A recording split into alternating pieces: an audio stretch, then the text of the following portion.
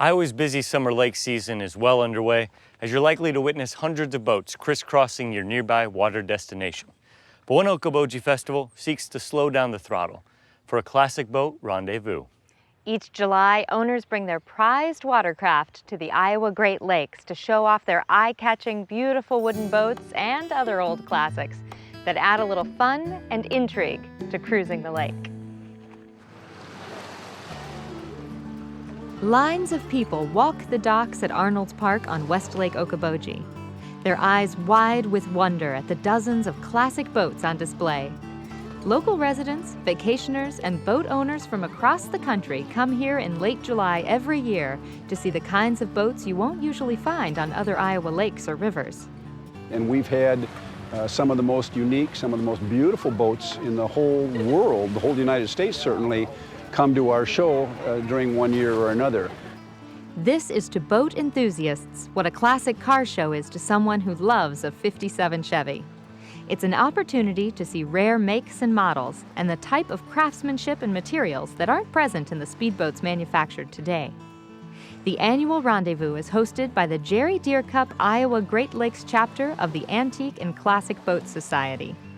Preservationists formed the society to help save wooden boats from the burn pile, which was happening as fiberglass became more popular in the 1970s. When these boats show up on the docks, everybody has a smile because everybody's got a memory, everybody's got a story. So somebody will walk up and they might be older and they'll say, I remember riding with my husband in a boat like this back in 19 whatever. Someone else will walk up and say, I learned to ski behind this kind of a boat. Another one will walk up and say, my grandfather had a boat like this.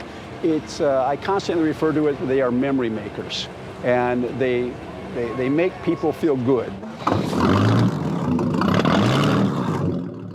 The rendezvous welcomes boats of all varieties: wood, fiberglass, aluminum, or steel.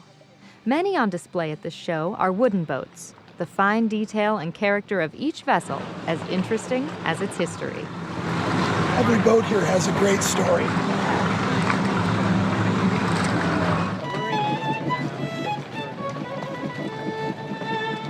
One of the crowd favorites each year is the William Sykes, a steamboat replica of the African Queen. Dr. Bill Ansbach and his kids looked for a boat to restore and couldn't find one, so they built their own. A steam engine in a boat, there's nothing that smells like it. It's just something about the oil and the steam. It's beautiful. So I'm 78 now, and every time I smell this engine, I think I'm 4, you know? And I'm going on the Queen over to the park, and so I really like it. For years, Mike Hagan told people that the most fascinating boat to him was a 1929 Chris Craft. Now he owns one, called Fascination. It's 28 feet long in what's referred to as a triple cockpit. The boat was discontinued because, quite frankly, it was too expensive. And back in the day, that boat new was approximately $5,000. When a house cost you $1,000 and a car cost you $300, a boat was nothing short of opulent.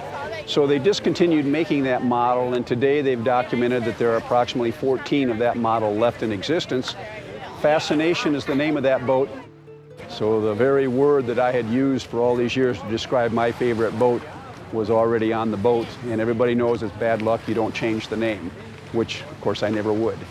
Some boats are referred to as trailer queens. This is not a trailer queen. We like to use it and have a good time with it too. Another regular on the blue waters of Okoboji is this 1967 Ariston Riva. Royce Humphreys has loved wooden boats since he was a young child, and now he owns several of them. Just love the sounds, the way they drive, the childhood memories. So they're just a lot of fun. I like them better than any new boat you can purchase today. The Riva is like a luxury sedan. It has power, but it's also an incredibly smooth ride. Between the wooden body and the way it's designed, it cuts through the water like a hot knife through butter. Owning a boat like this turns heads, and it's helped make Royce friends all across the country. But he and many others have been able to enjoy this hobby in part because of Steve Deere Cup, the quiet but extremely talented owner of Blue Water Restoration, just a few miles down the road in Milford. I couldn't have the boats if it weren't for Stephen. I'll put his work up against anybody in the world. I mean, literally.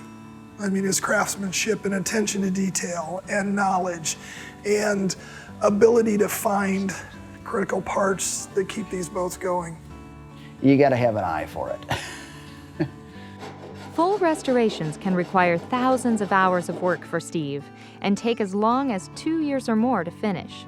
He's usually working on a few boats at a time.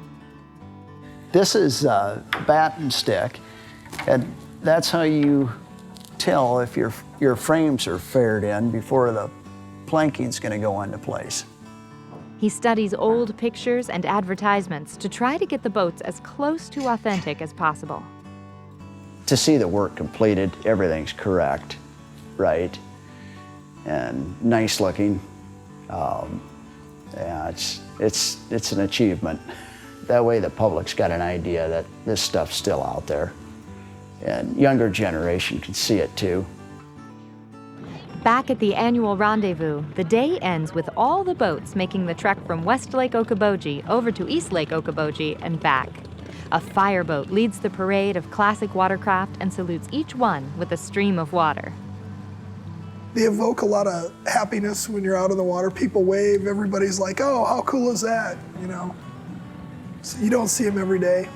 And that's 90% of why we all do it, is that people definitely appreciate this. And you see all ages down here, everybody's smiling, and that's all it takes for a wood boat owner to bring their boat back the next year. It's a nod to history. Flags waving, people relaxing and enjoying the Iowa outdoors, and being out on the open water with these beautiful old boats where they belong.